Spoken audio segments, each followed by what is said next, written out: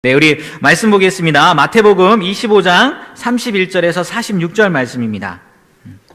제가 준비해 놓았는데 우리 못 찾으셨으면 앞에 보셔도 될 것 같아요. 마태복음 25장 31절에서 46절 말씀, 우리 한 절씩 교독하고 46절은 같이 있습니다. 제가 먼저 읽겠습니다. 인자가 자기 영광으로 모든 천사와 함께 올 때에 자기 영광의 보좌에 앉으리니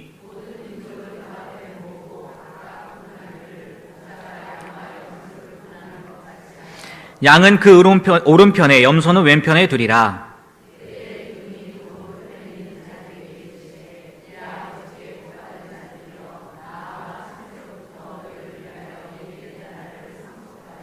내가 줄일 때에 너희가 먹을 것을 주었고, 목마를 때에 마시게 하였고, 나그네 되었을 때에 영접하였고,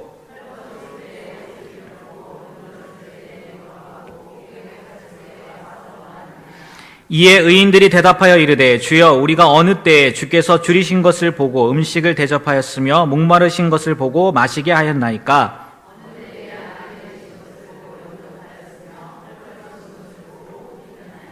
어느 때에 병드신 것이나 옥에 갇히신 것을 보고 가서 배웠나이까 하리니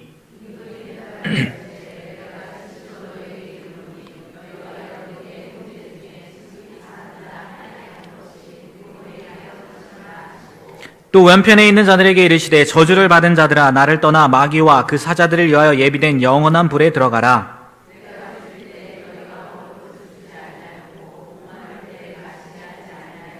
나그네 되었을 때 영접하지 아니하였고 헐벗을 때 옷 입히지 아니하였고 병들었을 때와 옥에 갇혔을 때 돌보지 아니하였느니라 하시니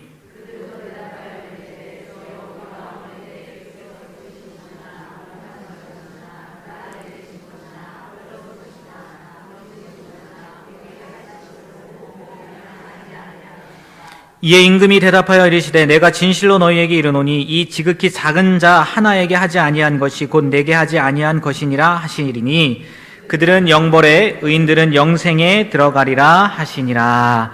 아멘. 네, 수요전 예배 오신 여러분을 주님의 이름으로 환영하고 축복합니다. 지금 말씀을 읽기 전에 제가 이 얘기를 했어야 되는데 이게 아마 녹화가 돼서 이 얘기도 들어갈 텐데 제가 늘 이게 수요일 날 설 때마다 이 그레이스 찬양대회가 너무 감사하거든요. 그레이스 찬양대가 찬양을 너무 아름답게 해주시고 또 은혜 받게 해주시고 감사한데 제가 말주변이 없어서 제 칭찬을 못 하겠더라고요. 그래, 내가 또 그런 생각도 있어요. 내가 칭찬을 하면, 하나님께 받을 상급을 못 받는 거 아닌가? 네, 저 나름대로 변명 아닌 변명입니다. 네, 매주일 너무너무 감사드리고요. 특별히 오늘은 더 많이 쓰신 것 같아요. 그죠? 아마 지난주 우리 정성준 전도사님이 말씀을 너무 잘 전해주셔서 그게 소문이 난 것 같아요. 제가 그 덕을 보고 있는 것 같아요. 그래서 오늘 분위기도 좋고, 찬양도 좋고, 너무너무 좋습니다. 그래서 찬양대 정말 은혜로운 찬양 너무 감사드립니다. 네. 다음 주에는 이렇게 안 할 겁니다. 하나님께 받으시라고. 네. 꼭 하고 싶었어요. 너무 죄송했습니다. 그동안. 자, 오늘부터요, 3주 동안 이제 저와 말씀을 나누실 텐데, 말씀의 제목이 혹시 뭔지 아시나요? 네, 누가 진짜인가? 네, 누가 진짜인가? 그러면 다음 주 말씀은 뭐일까요? 네, 다음 주 말씀은 네, 뭘까요? 누가 가짜인가? 네, 누가 진짜인가? 여기 오신 분들이 진짜입니다. 네, 네. 그럼 누가 가짜인가? 다음 주에 안 오시는 분들이 가짜입니다.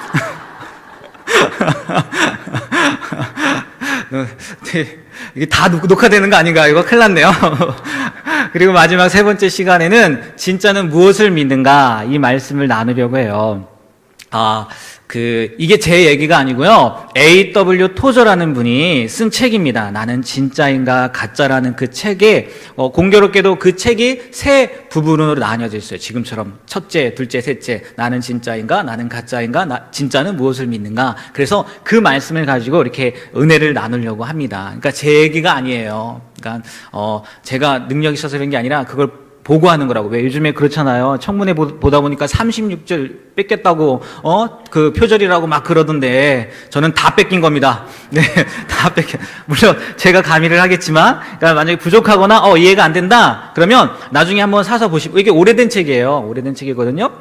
A.W. 토저의 나는 진짜인가 가짜인가 라는 책을 보시면 될 것 같습니다. 그 진짜라는 것, 나는 진짜인가? 라고 들어가기 전에 먼저 우리 참 그리스도인, 우리가 그리스도인이지 않습니까? 예수 믿는 사람인데 이 그리스도인에게 나타나는 이성적으로 설명되지 않는 것들이 있다는 거예요. 제가 그것을 한번 쭉 이렇게 읽어드릴 테니까 한번 잘 들어보십시오. 나는 이 안에 속해 있는 사람인가? 내가 진짜 그리스도인인가? 한번 들어보시면 좋을 것 같아요. 제가 한번 읽어드릴게요. 그리스도인은 자신이 그리스도 안에서 죽었다고 믿지만 전보다 더 충만한 삶을 누리며 영원히 살 것이라고 믿는다. 죽었다고 믿는데 영원히 살 거라고 믿는다는 거예요. 그리고 그리스도인은 이 땅에서 활동하지만 동시에 하늘에 앉아있는 사람이 그리스도인이라는 거죠. 비록 이 땅에서 태어났지만 중생 후에, 거듭난 후에는 더 이상 이 땅이 고향이 아님을 믿는다는 겁니다. 여러분은 고향이 어딘지, 저는 대전인데 이런 게 아니라 고향이 어딘지 이 땅이 아님을 믿는다는 거죠. 천상의 자리에서는 가장 아름다운 모습이지만 예수 믿으니까 그런 거죠. 그가 몸 갖고 있는 사회에 살아가는 방법들과 잘 조화되지 않는다는 거예요. 사회의 방법들과 조화되지 않는다는 거예요. 여러분 너무 조화롭게 잘 살고 있습니까? 네. 그리스도인은 그렇다는 거예요. 또 그리스도인은 하늘의 아들로서 이 땅의 사람들 중에서 승리를 거두려면 세상의 방법을 따르지 말고 오히려 그와 반대로 살아야 한다는 것을 배우게 된다는 거예요. 그는 안전하기 위해서 오히려 자신을 위험에 빠뜨리며 자신의 목숨을 구하기 위해서 목숨을 잃어버린다. 만일 자신의 생명을 보존하려고 시도한다면 오히려 생명을 잃을 위험에 처한다. 높아지려면 어떻게 될까요? 낮아져야 되고, 낮아지기를 거부한다? 그러면 이미 낮아진 거라는 거예요. 그러나 스스로 낮아진다면 이미 높아지고 있는 사람이 그리스도인이라는 겁니다.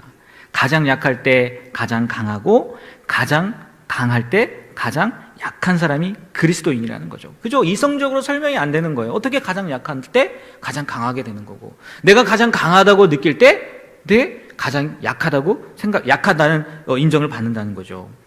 가난하지만 다른 사람들을 부유하게 할 만한 능력이 있습니다. 그리스도인은 자신은 가난한데 다른 사람을 부유하게 만들 능력이 있으며 부유해지면 그 능력이 사라진다는 거예요. 남에게 가장 많이 주면 자신이 가장 많이 소유하게 되고, 가장 많이 소유하려고 하면 가장 적은 것이 남는다는 거예요. 가장 낮아졌다고 느낄 때 가장 높이 있으며 자신의 죄를 가장 많이 깨달을 때 가장 죄가 적다는 거예요. 자신의 무지를 깨달을 때 가장 지혜로우며 자신이 가장 많은 지식을 쌓았다고 믿을 때 실상 가장 무지한 사람이 그리스도인이라는 겁니다. 때로는 아무것도 하지 않는 것이 가장 많은 일을 하는 것이고 가만히 서 있는 것이 가장 멀리 가는 것이다. 고난 중에 기뻐할 수 있으며 슬픔 중에도 행복할 수 있다. 이게 그리스도인의 모습이라는 거예요. 이성적으로 설명되지 않는 모습. 어때요? 들어보시면서 여러분은 나는 정말 이런 삶을 살고 있나 이런 생각이 되어지셨던가요? 제가 요즘에 들어서 이렇게, 이건 제 얘기입니다. 요즘에 들어서 생각하는 건데, 야, 진짜 천국 갈 사람 많지 않겠다 이런 생각이 들어요. 특별히 목사라는 직업은 아닐 것 같아요. 제가 이 목사라는 사람이 천국 가기 가장 힘든 사람 중에 한 사람 아닐까 이런 생각이 들더라고요. 오늘 이렇게 쭉 이렇게 내용을 읽어드렸지만, 이 얘기도 갑자기 또 생각이 나네요. 제가 이 얘기를 그 청년부 제자훈련하면서 금요 철야 전에 이제 제자훈련 하잖아요. 살자반을 하는데 그 얘기를 했어요. 야, 목사인 나도 목사지만 진짜 목사도 천국 잘 못 갈 것 같아. 그러니까 한 청년이, 목사님, 그럼 저희는 어떡하냐고. 아니, 목사님 못 간다고 한 건 아니에요. 저희는 어떡하냐고. 막 이렇게 막 근심 어린 얼굴로 이렇게 질문을 하더라고요. 제가 무슨 얘기냐? 너무 많은 것들을 누리고 사는 것 같아요. 너무 많은 것들. 진짜 여기 나와 있는 것처럼 이 땅에 모든 것을 두고 사는 사람이 아니라 하늘의 신령한 것들을 바라보며 하늘의 상급을 바라보며 살아야 되는데, 이 땅에 너무 만족한 나머지, 너무 누리는 것이 많은 나머지 진짜 하나님의 말씀하신 것들을 행하지 못하고 하나님의 말씀하신 삶대로 살지 못하는 건 아닐까. 그래서 두려운 마음이 들더라고요. 두려운 마음이. 우리 다 여기 앉아 계신 분들 다 구원의 확신 있을 줄 믿습니다. 그렇잖아요. 구원의 확신 있잖아요. 저도 있습니다. 저도 지금 죽으면 천국 간다는 확신이 있어요. 하지만 정말 매일매일 뭐 해야 돼요? 점검해 봐야 된다는 거죠. 내가 그리스도인의 모습으로서 제대로 살고 있는지, 정말 오늘 말씀의 제목처럼 나는 진짜인지 늘 점검해 봐야 한다는 거죠. 그래서 이런 걸 그리스도인의 역설이라고 해가지고 이 토저 박사님이 이분이 이렇게 표현을 해놨더라고요. 우리를 이야기하는데 어떻게 이야기하냐? 그리스도인 구원을 얻었다고 믿지만, 믿지요? 믿지만 구원 얻은 것을 기대하며 소망 중에 기뻐한다는 거예요. 믿는데 확신이 있는데 그럼에도 불구하고 기대한다는 거예요. 그리고 소망을 갖고 있는다는 거예요. 그럼 뭔가 앞뒤가 다르잖아요. 믿으면 끝나는 거 아니에요. 그런데 소망 중에 그것을 기대한다는 거예요. 이게 그리스도인의 역설이라는 거죠. 또 한편으로 하나님을 두려워합니다. 여러분, 하나님 두렵지 않으신가요? 두려워해요. 하지만 그 하나님에 대해서 공포감을 갖지는 않는다는 거죠. 공포감을 갖는 건 아니잖아요. 그 두려움이 공포는 아니잖아요. 이게 그리스도인의 역설이라는 거예요. 또 하나님의 임재 앞에서 압도되어갖고, 우리 성경 보면 그렇잖아요. 하나님을 만나면, 하나님의 천사들을 만나면 매번 나오는 얘기가 뭡니까? 오라, 나는 공고한 자로다. 내가 죽게 되었도다. 내가 죄인인데 하나님의 사자를 만났으니 죽게 되었도다. 이렇게 이야기하잖아요. 하나님의 임재를 경험하면 망했다고, 죽게 되었다고 하는데도 불구하고 우리는 또 뭘 사모해요? 주님의 임재를 사모해요. 네? 하나님이 나와 함께 하시는 것을 사모한다는 거죠. 이게 그리스도인의 역설이라는 거예요. 또 죄에서 깨끗이 되었음을 믿어요. 알아요. 하지만 또 어떻게 얘기합니까? 내 육신 가운데 선한 것이 하나도 없다는 거, 내가 죄인 중에 괴수라는 거, 이런 걸 고백하며 산다는 거죠. 게다가 이것도 있지 않습니까? 한 번도 본 적이 없는 분을 사랑합니다. 여러분, 하나님 본 적 있으세요? 네? 예수님 본 적 있으세요? 그림으로 말고요. 그림으로 말고. 근데 한 번도 본 적 없는 분을 우리는 뭐예요? 사랑한다는 거죠. 또 자신은 보잘것없고 초라한 존재이지만 만왕의 왕, 만주의 주이신 분과 친구처럼 대화한다는 거예요. 그렇지 않습니까? 정말 보잘것없는 존재지만 여러분, 오늘 새벽에도 주님과 대화하셨고 또 이 자리에서도 주님과 대화할 수 있잖아요. 이런 존재라는 거죠. 천국 시민입니다. 여러분의 시민권이 어디 있습니까? 천국에 있어요. 근데 어디에 충성해요? 이 나라에 충성하잖아요. 이 두 가지를 갖고 있다는 거죠. 천국을 기쁨으로 기다리지만, 이게 재밌어요. 천국을 기쁨으로 기다립니다. 네? 천국 가기를 기쁨으로 기다려요. 그런데 이 세상을 급히 떠내려 하지 않고 다만 하나님의 부르심을 기다린다는 거죠. 네. 급히 떠나고 싶으세요? 네? 급히 떠나고 싶으세요? 너무 힘들면 떠나고 싶어 하긴 하더라고요. 근데 재밌는 게요, 그런 사람은 하나님이 안 데려가세요. 더 누리고 싶어 하는 사람들 데려가시지, 하나님 나 너무 힘들어서 좀 데려가 주세요, 그런 사람 안 데리고 가시더라고요. 천국을 사모해요. 근데 급히 떠나기를 싫어한다는 거죠. 싫어하는 건 아니죠. 이 세상을 떠나려 하지 않고 하나님의 부르심을 기다린다는 거죠. 이게 그리스도인의 역설이라는 거예요. 재밌지 않습니까? 재밌지 않아요? 정말 우리가요, 이 역설도 좋고 나는 참 그리스도인인가 이 이야기들을 했는데 그런 걸 다 떠나서 진짜 제가 조금 전에 말씀드린 것처럼 늘 나는 진짜 그리스도인인지, 나는 정말 제대로 정말 하나님을 알고 믿고 있는지 점검해 봤으면 좋겠어요. 그러면 진짜는 도대체 어떤 사람인가 한번 알아보자는 거예요. 진짜는 어떤 사람일까요? 한번 이야기 한번 해보십시오. 진짜는 어떤 사람일까요? 진짜는, 네, 진짜 그리스도인은, 네, 진짜 그리스도인은 어떤 사람일까요? 네? 저요?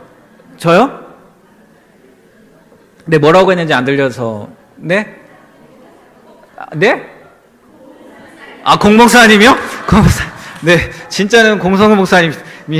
네, 감사합니다. 네, 감사합니다. 저희는 안 껴있나요? 저희 부목사님들은 안 껴있나요? 저희도 좀 껴주시면 안 될까요? 진짜는 어떤 사람이냐? 험한 십자가를 부끄러워하지 않는다는 거예요. 주님께서 사람들을 부르실 때, 자기를 따르라고 부르실 때 결코 쉬운 길을 제시하지 않으셨다는 거예요. 평탄한 길을 제시하지 않으셨다는 거죠.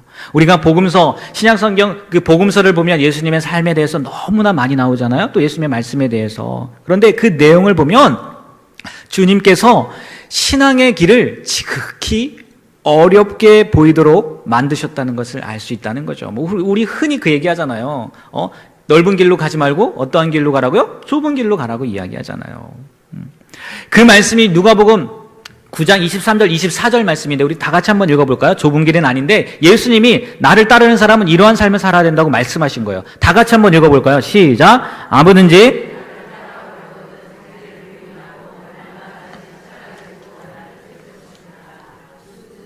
제 목숨을 구원코자 하면 잃을 것이요 누구든지 나를 위하여 제 목숨을 잃으면 구원하리라. 네, 우리가 예수 믿는다고 하면서 이렇게 자신 있게 말할 용기를 가진 사람이 과연 몇 명이나 있겠느냐는 거예요.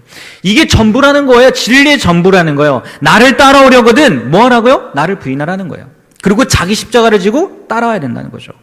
목숨을 구원하려고 하면 잃을 것이고 맞죠? 목숨을 구원하려고 하면 잃고 목숨을 잃으려고 하면 얻는다는 거죠. 이게 진리의 전부인데 만약에 사람들에게, 예수 믿는 사람들에게 희생 없이도 하나님을 섬길 수 있습니다 라고 말하는 것은 거짓말이라는 거죠. 오늘날 뭐 우리는 안 그랬으면 좋겠는데 이 그리스도인들, 교회에 나오는 그리스도인들이 너무 유약하다는 거예요. 무엇인가 재미있는 것들로 즐겁게 해줘야만 교회에 나오고 가만히 보니까 신학에 대해서 알지도 못하고 또 유명한 기독교 고전 정말 이거는 읽어볼 만하다라는 책들도 읽은 사람이 거의 없다는 거죠. 그래서 도덕적으로나 영적으로 연약한 수준에 머물 수밖에 없다는 거예요. 의를 사랑하기 위해서는 죄를 미워해야 되고 그리스도를 받아들이기 위해서는 나 자신을 거부해야 되고 선한 길을 따르기 위해서는 악한 길을 떠나야 한다는 것을 우리 그리스도인들이 제대로 알지 못하고 있는 것 같다는 거죠. 오히려 세상과 친구가 된다는 거예요. 그런데 세상과 친구가 되는 것은 하나님과 원수가 된다는 거예요. 뭐라고요? 세상과 친구가 된다는 것은 하나님과 원수가 된다는 거예요. 명확하게 말씀하고 계십니다. 그거는. 하지만 세상과 친구 되기를 간절히 바라는 존재가 있어요. 누굴까요? 사탄이죠. 사단은 우리가 세상과 친구가 되길 너무나 기대하고 아마 기도하고 있을 거라는 거죠. 때문에 새로 믿기 시작한 신자가 있다? 그러면 아마 사탄의 제일 먼저의 공격 목표가 될 거예요. 새로 믿은 신자가 있으면. 그의 신앙이 자라지 못하도록. 왜? 자라면 어떻게 됩니까? 자신이 감당하지 못할 위험한 존재로 자라게 되니까 아마 새신자들을 쉽게 노릴 거라는 거죠. 새신자가 신앙의 전사로 성장할까 봐 두려워하는 존재가 아마 사단이라는 거죠. 그래서 가만히 이거 뭐 이렇게 적용시키긴 좀 그럴 수도 있겠지만 가만히 한번 보세요. 모세 어느 때 죽이려고 합니까? 어렸을 때 죽이려고 하잖아요. 왜? 자라면 어떻게 되니까? 이스라엘을 구원할 구원자가 될 것 같으니까 어렸을 때 죽이려고 하고 또 예수님도 어렸을 때 죽이려고 수단과 방법을 가리지 않잖아요. 예수 처음 믿은 사람도 아마 우리 그런 얘기 많이 들어보셨을 거예요. 내가 이제 제대로 믿으려고 하는데 정말 마음 먹고 예배도 잘 드리고 말씀도 보고 기도도 하려고 하는데 갑자기 일이 확 터지는 거예요. 막 그러지 못하게 할 일들이 막 터지는 거예요. 그래서 뭐 이렇게 이제 우리는 좀 생각을 바꿔야 되는데 그런 일들이 닥치면 내가 예수 믿으면 안 되는 거구나, 잘 믿으면 안 되는 거구나, 그래서 이런 일이 생기는 거구나 이렇게 오해한다는 거죠. 하지만 뭐라고요? 아니라는 거죠. 이제 제대로 믿으려고 하니까 사단이 뭐 하는 거예요? 방해한다는 거죠. 이게 진짜구나. 오히려 우리는 생각을 바꿔야 된다는 거죠. 정말 우리가요 예수님을 믿는다는 것, 세상과 친구 되는 것이 아니라 하나님과 친구 되는 건데 틀림없이 사단이 방해한다는 거예요. 그러면 우리가 그 방해 어떻게 이겨내야 되겠습니까? 어떻게 이겨내야 돼요? 성령 충만한 삶으로 이겨내야 됩니다. 우리의 힘으로 할 수 없어요. 성령 충만한 삶으로 이겨내야 되는데 그 성령 충만한 삶에 대해서도 우리가 오해하는 게 뭐냐면 평안과 기쁨의 삶이라고만 생각한다는 거예요. 성령 충만한 삶이 어떤 삶이냐? 아, 마음에 근심이 없고 평안하고 늘 행복한 거야 라고만 생각하는데 물론 그렇기도 합니다. 그런데 성령 충만한 삶의 이면, 아니 다른 건 뭐냐면 좀 이런 부분도 있다는 거예요. 예를 들면은 성령 충만한 삶은 강도들이 창궐하는 숲을 통과하는 순례의 길이라는 거예요. 이해가 되십니까? 성령 충만한 삶이 뭐냐? 강도들이 창궐하는 숲을 통과하는 순례의 길이고 마귀와 처절하게 싸우는 전쟁을 하는 게 성령 충만한 삶이기도 하다는 거예요. 성령 충만하면요 언제나 갈등이 있게 마련이라는 거예요. 때로는 내 자신의 본성과 사력을 다해서 싸워야 될 때도 있고, 그리고 왜요? 하나님의 뜻과 위배되니까. 나의 본성과 하나님의 뜻과 위배되니까 성령 충만한 삶을 사는 사람은 그게 아닌 걸 알잖아요. 그러니까 싸운다는 거죠. 이게 아니지. 처절하게 싸운다는 거예요. 또 세상과 싸운다는 거죠. 이것이 어떻게 보면 성령 충만한 삶의 모습일 수도 있다는 거예요. 늘 행복하고 늘 평안하고 늘 만족하고 늘 감사하고 아무 문제가 없고, 이게 성령 충만의 삶의 모든 것은 아니라는 거죠. 그러니까 좀 생각을 바꿔봐야 될 필요가 있다는 거죠. 그래서 성령 충만에 따르는 그 감동, 내가 이런 어려움도 이겨내리라, 이런 문제도 이겨내리라 라는 감동에서 벗어나서 그냥 안온한 그리스도인의 생활, 평안한 그리스도인의 생활을 정상적인 그리스도인의 생활이라고 착각하면 안 된다는 거예요. 왜요? 이게요, 이걸 통해서 사단이 우리를 무너뜨리는 거예요. 늘 평안하니까, 늘 안전하니까. 그러니까 싸울 이유가 없는 거예요. 싸울 건덕지가 없는 거예요. 그러다 보면 어떻게 돼요? 그냥 평안해지는 거예요. 싸울 힘을 잃어버리는 거죠. 그래서 조금 전에 제가 아마 목사가 천국 가기 제일 힘들 거네요 이렇게 이야기한 것도 늘 평안하거든요. 물론 평안하려고 노력은 하는 겁니다. 늘 평안하진 않아요. 평안하려고 노력을 하는데, 왜 세상 사람들과 좀 다르잖아요, 그죠? 정말 치열하게 싸우는 것 같지는 않아요. 어떻게 보면 진짜 우리가 제일 마귀의 밥이 되기 쉬운 존재인 것 같기도 해요. 그러니까 늘 성령 충만은 깨어 있어야 된다는 거죠. 언제든지 정말 그런 존재가 있다는 것, 나를 안위하게 하려고, 평안하게만 하려고, 그냥 내버려두기, 힘없게 하려고 그런 존재가 있다는 것을 기억하고, 아, 성령 충만은 평안만을 이야기하는 게 아니구나. 진짜 세상과 싸워야 되고, 불의와 싸워야 되고, 하나님이 기뻐하지 않는 것과 싸우는 거, 나의 본성과 싸우는 거, 이것도 성령 충만한 거구나 라고 생각해야 된다는 거죠. 그래서 진짜는 험한 십자가도 부끄럽게 여기지 않고 오히려 험한 십자가, 어려움을 감사히 여긴 사람이 진짜 그리스도인이라는 겁니다. 그리고 두 번째 진짜는요, 연결되는 거지만 솜사탕 복음을 거부하고 가시면류관 복음을 믿는다는 거예요. 뭐라고요? 솜사탕 복음을 거부하고 가시면류관 복음을 믿는다는 거예요. 진짜 그리스도인은 그리스도인의 일부만을, 예수님의 일부만을 받아들이지 않고 그분의 모든 것을 받아들인다는 거예요. 여러분, 인어공주를 사랑합니다, 제가. 그러면 윗만 사랑하는 거예요? 네? 위만 사랑하는 거예요? 네? 아니죠. 그죠? 꼬리까지도 사랑해야 되는 거 아닙니까? 인어공주를 사랑한다고 해놓고 위만 사랑해요. 그게 진짜 사랑이에요? 아니잖아요. 그리스도인은 뭐냐? 예수님이 우리에게 주신 일부만을 받아들이는 게 아니라 뭐요? 전체를 받아들인다는 거예요. 일부분 뭐냐? 영접하면 구원받습니다. 예수 믿으면 행복합니다.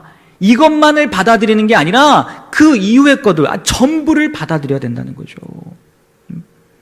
주님은 신앙이 있는 우리 예수 믿는 사람에게 단지 여러 관심의 대상들 중에 일부분만, 그러니까 좋은 것만, 내가 필요한 것만 그 대상 중에 한 분이 아니라 유일한 그냥 모든 부분이라는 거죠.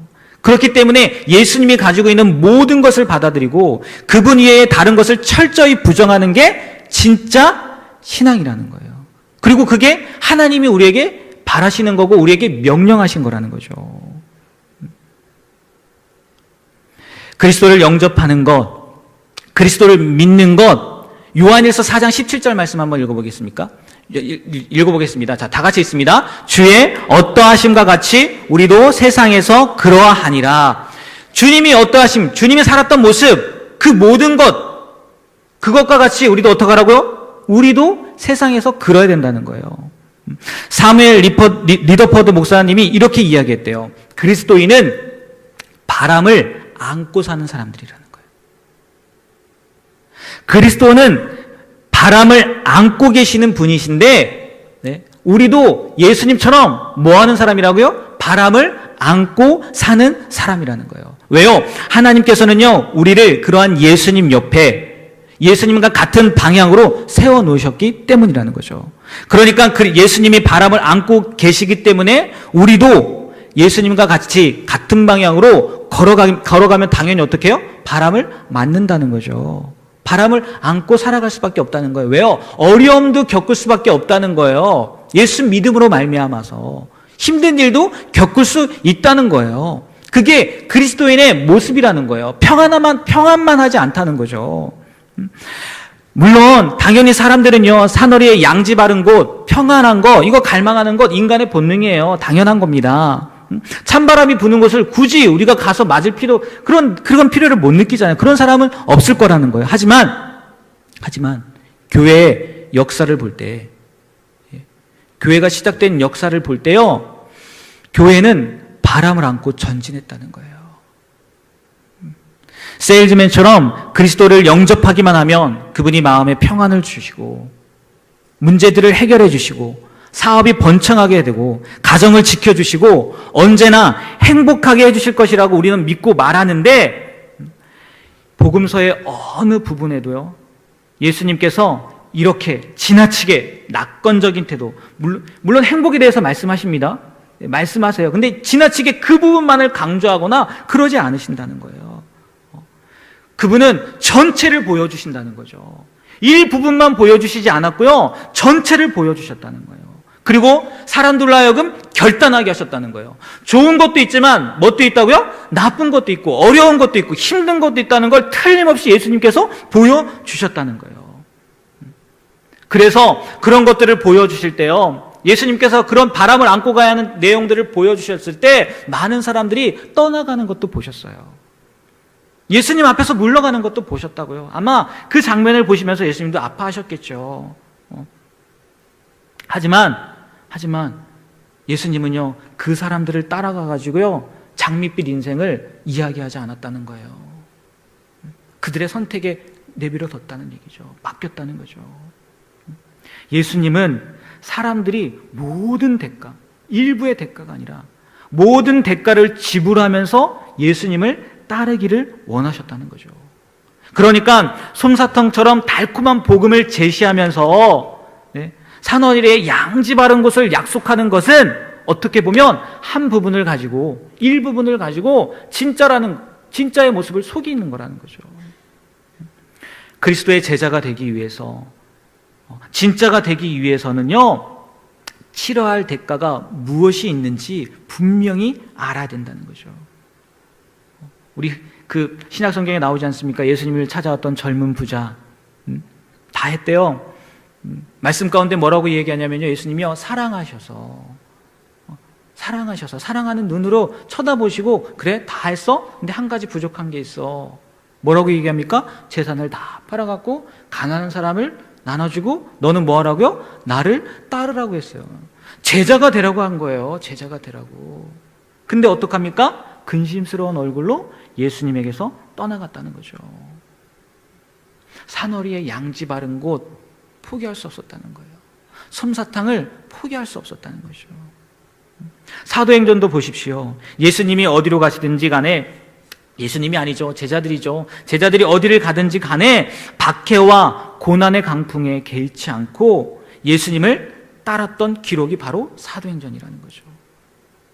그들은 세상이 이유 없이 그리스도를 미워하고 그리스도 때문에 그들을 미워한다는 것을 알았지만, 그들은 그들 앞에 놓인 영광을 위해서, 영원한 상급을 위해서 문제들을 흔들리지 않고 이겨냈다는 거죠. 앞으로 전진했다는 거예요. 결국 모든 것은 진짜냐, 진짜 신앙을 가졌느냐, 가짜 신앙을 가졌느냐, 그 문제라는 거죠. 진짜는 정말 솜사탕 같은 그 솜사탕 복음을 거부한다는 거예요. 오히려 가시면류관 그 복음을 받아들인다는 거죠. 그게 진짜라는 거예요. 진짜라는 거예요. 나는 정말 지금 무엇을 바라고 있는지 한번 곰곰이 한번 생각해 보셨으면 좋겠어요. 자, 세 번째, 진짜는 주님의 일보다 주님을 우선에 둔다는 거예요. 무슨 말인지 아시겠죠? 그렇죠? 일보다 주님께 우선을 둔다는 거예요. 여러분, 우리에게 영향을 주는 거 크게 두 가지라고 이야기를 하더라고요. 하나는 우리 주위의 세계라는 거예요. 환경이라는 얘기겠죠. 우리 주위의 환경이 나에게 영향을 준대요. 다른 하나는 그 세계에 대한 우리의 사고, 우리의 생각이 우리에게 영향을 준다는 거예요. 그런데 이 세계, 환경은 직접적으로 영향을 끼칠 수 없다는 거예요. 나를 어떻게 할 수는 없다는 거예요. 어렵긴 하겠지만 내가 어떤 존재가 되게 만들 수는 없다는 거예요. 하지만 우리의 사고는 어떻게 해요? 그 환경을 가지고 사고를 매개로 해서 그게 실제적으로 우리에게 영향을 끼친다는 거예요. 따라서 우리의 사고, 우리의 마음이 다가오는 세계, 우리 주변에 있는 환경, 그것을 어떻게 가공하느냐에 따라서 최종적인 생산품이 결정된다는 거예요. 예를 들어 그거죠. 예수님을 배반한 가룟 유다와 예수님께 사랑받는 자 요한은 동일한 세계에 살았다는 거예요. 그죠? 예수님과 같이 동일한 세계에 살았어요. 하지만 그 세계를 너무나 다르게 해석을 했다는 거죠. 그래서 가룟 유다는 어떻게 해요? 예수님을 배반해요. 하지만 요한은 끝까지 예수님을 쫓죠. 또 뭐 이런 사람, 이 두 사람뿐만이 아니잖아요. 성경을 보면 야곱과에서도 마찬가지죠. 야곱과에서도 마찬가지고. 그러니까 이런 것들을 종합해 보면 우리는 어떤 상황이 사람을 만드는 것이 아니라 뭐가요? 사고가, 우리의 생각이 그 사람을 만든다는 결론을 내릴 수 있다는 거죠. 사람이 상황에 어떻게 반응하냐에 따라 그 사람이 어떤 사람이 되는가가 결정된다는 거죠. 그래서 우리는 늘 어떤 사고를 해야 되냐? 하늘을 향한 사고를 해야 된다는 거예요. 하늘을 향한 사고. 하나님을 생각해야 된다는 거죠.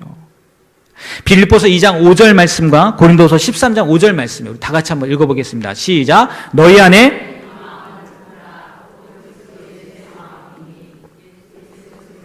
안에 계신 줄을 너희가 스스로 알지 못하느냐? 그렇지 않으면 너희가 버려온 자니라. 우리 안에 예수님의 마음을 품어야 되고 그리스도가 우리 중심에 있어야 된다는 거죠. 그러한 사람은 사람들과 사물들에 대해서 어떻게 생각을 할까요? 예수님처럼 생각을 한다는 거예요. 예수님처럼. 아니, 처음엔 그렇게 하지 못한다 할지라도 그저 저절로 이루어지지 않을 거예요. 어떻게 그게 저절로 이루어지겠습니까? 하나님처럼 사고하기 위해서는 늘 하나님을 생각해야 되겠죠. 그냥 나는 하나님처럼 사고할 거야, 하나님처럼 생각할 거야, 이렇게 생각한다고 되겠습니까? 아니죠. 매 순간 정말 그것들을 생각해야 되겠죠. 매 순간 어떤 문제가 온다 할지라도, 어떤 일들이 닥친다 할지라도. 그러니까 일이 아니라 뭘 생각한다는 거예요? 늘 주님을 생각한다는 거예요. 주님을. 진짜는 항상 주님을 생각한다는 거죠. 프랑스와 마라발이라는 사람이요, 이렇게 말했대요. 하나님은 자신에게 오직 나밖에 없는 것처럼 언제나 나를 생각하신다. 하나님은 그렇게 우리를 생각하신다는 거예요. 그러므로 내가 나에게 하나님밖에 없는 것처럼 언제나 하나님만을 생각할 때 비로소 나는 하나님의 은혜에 겨우 보답하는 것이다. 이렇게 이야기한다는 거예요. 너무 행복한 너무 좋은 말이지 않나요? 하나님은요, 우리를 생각하는데 우리 많잖아요. 그런데 나밖에 없는 것처럼 나를 생각해 주신다는 거예요. 하나님은 그래 주신다는 거예요. 그러니까 당연히 우리도 하나님밖에 없는 것처럼 생각하는 거, 그게 시작이라는 거죠. 우리를 둘러싸고 있는 사람들과 사물들에 대해서 생각할 때 내 생각대로 하는 것이 아니라 하나님에 대한 그러니까 하나님한테 한번 가라는 거죠. 그 생각이. 내가 그냥 생각하는 게 아니라 하나님한테 한번 갔다가 다시 내려오는 거. 이게 진짜 하나님이 원하시는 거라는 거죠. 늘 우리의 생각 가운데 뭐가 있어야 된다고요? 주님이 있어야 된다는 거예요. 주님이. 이러한 사고에 가장 큰 도움을 주는 게 뭔지 아십니까? 네? 묵상이에요. 묵상이에요. 네. 묵상 아무리 강조해도요 지나치지 않습니다. 정말이에요. 흔히 그런 얘기 하지 않습니까? 묵상이 영어로 메디테이션이잖아요. 메디테이션. 이 메디테이션이 그 원어를 봤더니 메디슨, 약에서 왔다고 하잖아요. 약. 그래서 우리 메디테이션, 묵상이 뭐냐? 아프면 뭐 합니까? 약을 먹어요. 복용을 하죠. 그러면 어떻게 해요? 그 약이 우리 안에 들어가서 효과를 내는 거잖아요. 묵상이라는 게 그렇다는 거예요. 하나님을 우리의 생각 가운데 복용을 하는 거예요. 우리 몸 안에 복용을 하는 거예요. 그러면 어떻게 해요? 그 약효가 나오는 거. 이게 묵상이라는 거죠. 그러니까 하나님을 생각하는 거, 주님을 생각하는 거 가장 큰 도움을 주는 게 뭐라고요? 바로 묵상이라는 거예요. 묵상을 할 때 하나님을 제대로 알 수 있다는 거죠. 여러분, 이 묵상도요 그냥 내가 해야지 한다고 해서 되는 게 아니에요. 결코 아닙니다. 그만큼의 대가를 지불해야 돼요. 그만큼의 대가를 지불해야 됩니다. 시간을 떼어놔야 되고요. 늘 생각해야 되고요. 한술에 배부르지 않습니다. 결코 한술에 배부르지 않아요. 제 청년들과 같이 지지난달 3월, 4월, 3월부터죠. 5월, 6월. 지금 5월, 6월이죠. 5월 달부터 묵상을 시작했거든요. 그래서 매일 성경이라는 걸 가지고 이렇게 많은 50 몇 권 정도 이렇게 샀던 것 같아요. 그래서 나눠서 하는데요. 매 주일 다른 청년들은 아니더라도 리더들과 같이 리더 모임을 해요. 그럼 항상 그 묵상에 대해서 나누거든요. 항상 나눠요. 근데 어떨 것 같습니까? 어떨 것 같아요? 네. 다들 잘 해올까요? 아니에요. 리더임에도 불구하고 그들로부터 시작했음에도 불구하고요 쉽지 않아요. 왜요? 너무 바쁘다는 거예요. 너무 바빠서. 대가를 치러야 되는데 우리는 그러한 대가를 치르려고 하지 않고 그냥 뭐 주님의 우선순위를 주면 되지라고 생각만 한다는 거예요. 결코 아닙니다. 여러분, 대가를 치를 준비가 되어 있으셔야 돼요. 그럴 때 진짜 일보다 주님께 우선순위를 둘 수 있는 거고 우리의 생각부터도 주님에 의한 생각을 할 수 있다는 거예요. 정말 소중합니다. 정말 늘 묵상을 생활함으로 진짜 우리의 생각 가운데서 주님이 늘 앞선 주님이 나오는 그런 삶을 살아가게 되길 바랍니다. 이게 진짜 그리스도인, 진짜는 이런 삶을 산다는 거예요. 일보다 뭐에 집중한다고요? 주님에게 집중할 수 있는데 가장 도움을 주는 게 묵상이라는 거. 묵상은 쉽지 않다는 거, 대가를 지불해야 된다는 거 기억하셨으면 좋겠어요. 그리고 네 번째, 진짜는 행복보다 거룩을 추구한다는 거예요. 거룩을 열망한다는 거예요. 이걸 어떻게 할 수 있냐? 그러면 나는 행복보다 거룩을 추구하고 있나 안 하고 있나 어떻게 할 수 있냐? 가장 단순한 겁니다. 첫 번째, 나한테 거룩해지고 싶은 욕구가 있나 없나 확인해 보라는 거예요. 뭐 하라고요? 나에게 거룩해지기를 바라는 욕구가 있는지 없는지 한번 확인해 보라는 거예요.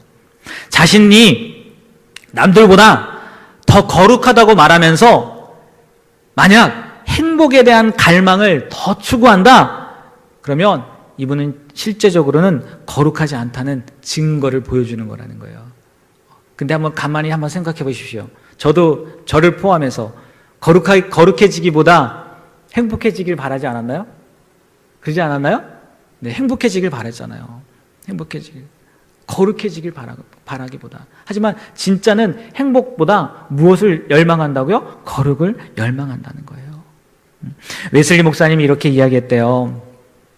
내가 보기에 그러니까 감리교, 이제 초기 감리교 단체 중에 한 구성원에게 이렇게 얘기했대요.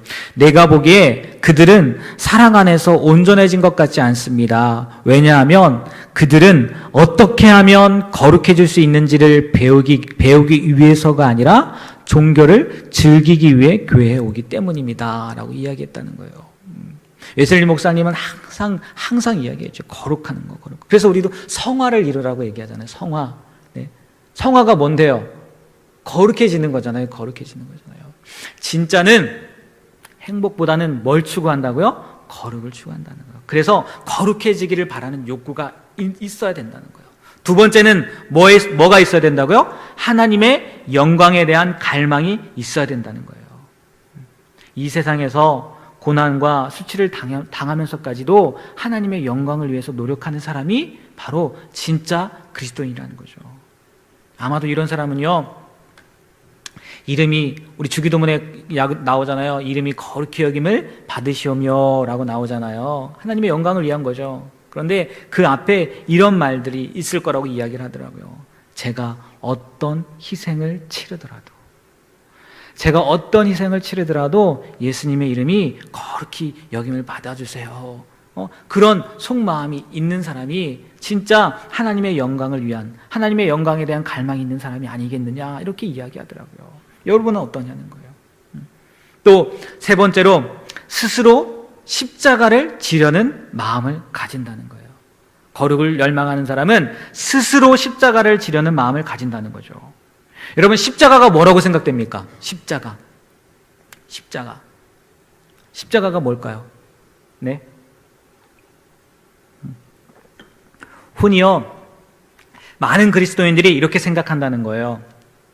역경과 환난을 받아들일 때 한숨을 쉬면서 이게 나의 십자가야, 이렇게 이야기한다는 거예요. 하지만 여러분, 역경과 환난은 의인과 악인에게 모두 찾아온다는 거예요. 예수 믿는 사람과 믿지 않는 사람에게 역경과 환난은 동일하게 찾아온다는 거예요. 예수 믿는다고 역경과 환난이 없습니까? 예수 안 믿는다고 역경과 환난이 없어요? 다 있어요. 그런데 역경과 환난이 온다고 이게 나의 십자가야, 아니라는 거예요. 그러면 진짜 십자가는 뭐냐? 우리가 굳이 당하지 않아도 되는 것을, 당하지 않아도 되는 환난을 예수님한테 순종하기 때문에 당하는 게, 그게 십자가라는 거예요. 이해되십니까? 네? 그냥 살면서 어렵고 힘든 게 아니라, 그게 십자가가 아니라 내가 당할 필요가 없어요. 그런데 예수님 때문에, 예수님께 순종하려고 그 환난을 당하는 거, 그게 십자가라는 거예요. 맞잖아요. 예수님 십자가 질 필요 없었어요. 그렇지 않으신가요? 그런데 예수님이 하나님의 말씀에 순종하기 위해서, 하나님의 뜻을 이루기 위해서 지셨잖아요. 그게 십자가라는 거예요. 삶에서 겪는 어려움, 고통, 환난, 이거 십자가 아니에요. 그냥 어려움이고 고통이에요. 진짜 십자가가 뭐냐? 예수 그리스도에게 순종하려고 할 때 오는 어려움, 환난, 이게 진짜 십자가라는 거죠. 그래서요, 이 십자가는요, 우리에게 강요되는 것이 아니라요, 강요되는 것이 아니라 우리가 결과를 충분히 예상하면서도 자발적으로 지는 게 진짜 십자가라는 거예요. 결과를 알면서도요, 자발적으로 지는 거라는 거죠. 우리는 예수님께 순종하기를 선택했잖아요. 그렇지 않은가요? 네? 그렇잖아요. 그렇게 함으로써요, 우리의 십자가까지도 선택할 수 있어야 된다는 거죠. 그게 진짜 십자가를 지려는 마음이라는 거죠. 이러한 사람이 거룩해지길 열망하는 사람의 모습이라는 거예요. 그리고 네 번째, 거룩하기를 열망하는 사람은 하나님의 관점에서 판단한다는 거예요. 누구의 관점이요? 하나님의 관점. 아까 묵상하는 것과 마찬가지겠죠. 하나님을 생각하는 것과 주님을 생각하는 것과 마찬가지겠죠. 늘 내 생각이 아니라, 내 입장이 아니라 상대 입장도 아니고 누구의 관점으로요? 하나님의 관점으로 모든 걸 본다는 거죠. 사물을 바라볼 때도 하나님의 관점으로, 사람을 바라볼 때도 하나님의 관점으로, 상황을 바라볼 때도 누구의 관점으로요? 하나님의 관점으로 판단하려는 사람이 거룩해지려고 원하는 사람, 거룩해지길 열망하는 사람의 모습이라는 거예요. 다섯 번째, 거룩해지길 열망하는 사람은 어떤 사람이냐? 의로운 삶에 대한 욕구가 있다는 거예요. 의로운 삶. 쉽게 이거죠. 잘못 사느니 차라리 옳게 죽는 것을 택하겠습니다. 이런 사람이 거룩을 열망하는 사람이라는 거죠.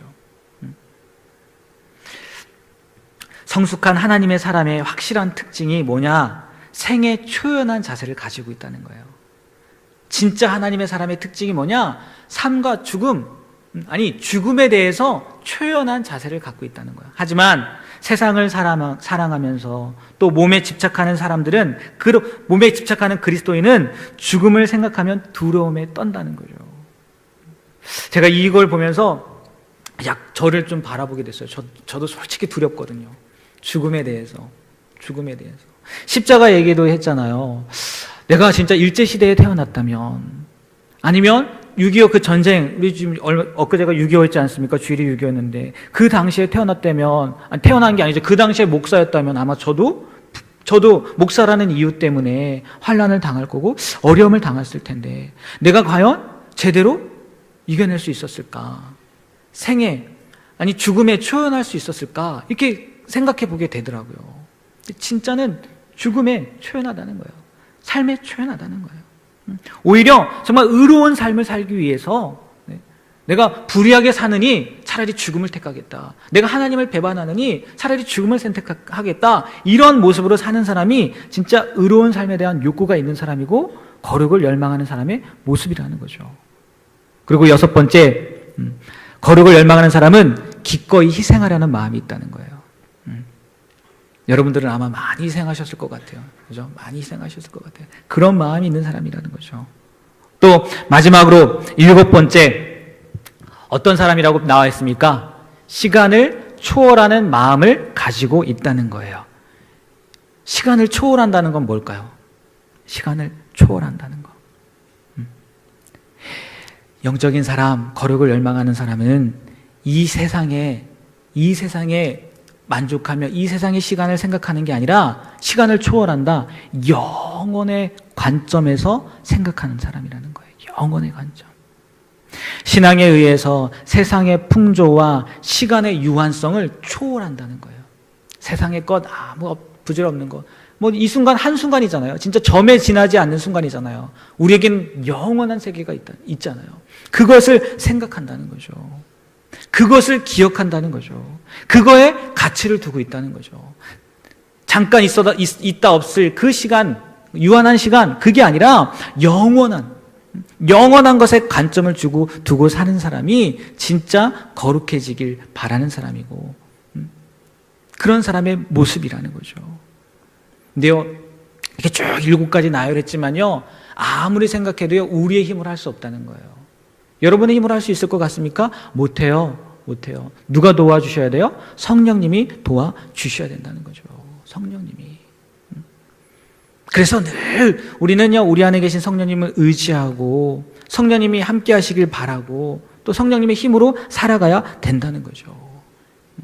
그럴 때 진짜 행복보다 거룩을 추구하고 거룩을 열망할 수 있다는 거죠. 이미 우리는요, 우리 안에 성령님을 갖고 있어요.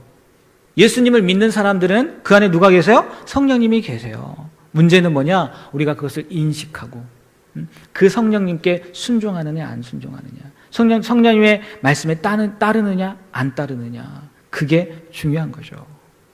이게 진짜의 모습이라는 거예요. 마지막 이 얘기만 하고 말씀을 마치도록 하겠습니다.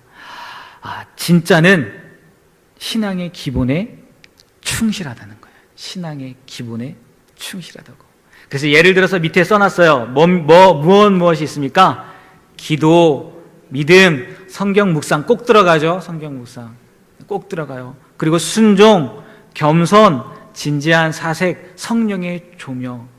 이게 기본이라는 거예요. 물론 더 많겠죠. 더 많겠는데 이런 것들에 충실하다는 거예요. 세상을 살다 보면 거짓과 참, 선과 악을 구분하기가 참으로 힘들어요. 참으로 힘들다고요. 그럴 때 그걸 어떻게 구분할 수 있느냐는 거예요. 이 기본에 충실하면 된다는 거죠. 기본에. 그냥 아무것도 아닌 게 아니라는 거예요. 그래서 흔히 그 얘기 하지 않습니까? 그 프로야구 선수들이 제대로 못할 때, 이제 프로 야구뿐만이 아니라 제가 야구를 좋아해서 야구라고 얘기했는데, 프로 선수들이 뜻대로 안 되잖아요. 뭐 슬럼프가 오잖아요. 그럼 그들이 다시 시작하는 게 뭐냐면 기본으로 돌아간다는 거죠. 폼부터. 세상적인 사람들도 안 되면 기본으로 돌아가는 걸 알고 있는데, 예수 믿는 우리도 마찬가지라는 거예요. 내가 이 세상 가운데에서 진짜로 살아가려면 뭐에 충실해야 된다고요? 기본에 충실해야 된다는 거죠. 그래서 이 예배의 자리가 중요한 거고요. 기도의 자리가 중요한 거고, 말씀을 보는 자리가 중요하다는 거죠. 또 예수님이 우리에게 보여주신 것, 순종의 마음, 겸손한 성품, 그리고 성령님을 의지하는 것들, 이게요 신앙의 기본이고, 이것에 충실할 때 진짜가 될 확률이 높다는 거죠. 아니, 가짜가 될 확률이 낮아진다는 거겠죠. 여러분, 정말 많은 이야기들 했습니다. 나는 진짜인가? 그래서 진짜는 이러한 것들이 있어야 됩니다 라고 쭉 이야기를 했는데요, 한번 점검해 보셨으면 좋겠어요. 나는 어떠한 삶을 살고 있나? 나는 어떠한 모습으로 신앙생활을 하고 있나? 더 나아가서 나는 진짜인가? 다음 주에는 그럼 가짜는 어떤 사람인가? 이렇게 이야기를 할 텐데, 다음 주에 안 나오시면 뭔지 아시죠? 바라기는 가짜가 아니라 진짜가 되시길 바랍니다. 아니, 진짜입니다. 진짜이지만 흔들리는 거겠죠. 그래서 오늘 이렇게 말씀드렸던 내용들을 가지고, 내가 이런 부분이 부족하구나. 내가 이런 것들을 다시 회복해야 되겠구나. 라고 결심하시고 그렇게 나가셨으면 좋겠어요. 그래서 하나님 앞에 너는 진짜다. 라고 인정받으시는 저와 여러분이 되길 주님의 이름으로 부탁드립니다. 아멘.